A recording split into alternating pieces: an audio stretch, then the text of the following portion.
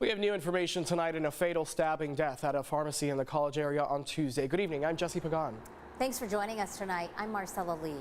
Police did track down the suspect to the backyard of his home, where officers shot and killed him when they say he reached for a weapon. CBS 8's Richard Allen has more tonight on who the suspect is and new details on the murder of the man's business partner. Well, that's right. Authorities say this pharmacy was co-owned by the suspect, now identified as 77-year-old Frank Brower, who allegedly stabbed to death his business partner, 66-year-old Mary Ellen Carter.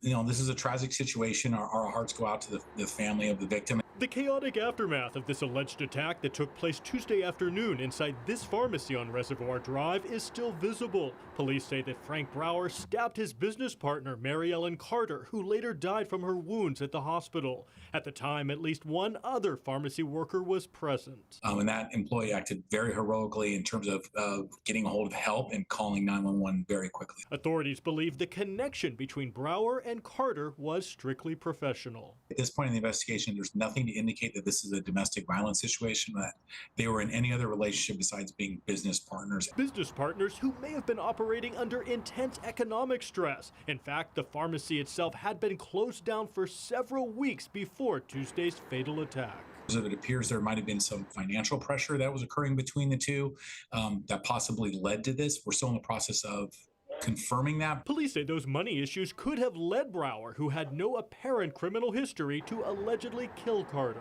But I would say at this point, it does appear that the financial problems that were occurring within that business, probably between these two individuals, was likely a contributing factor that possibly led to a motive in the suspect. With the help of the pharmacy worker present at the time, police were able to quickly identify Brower as the suspect, tracking him down to his home in the community of Crest outside El Cajon. There, police found Brower in his backyard, where they initially tried to disable him using beanbag rounds. When that didn't work, police say Brower reached for what appeared to be a shotgun from his vehicle. Police then opened fire, killing Brower.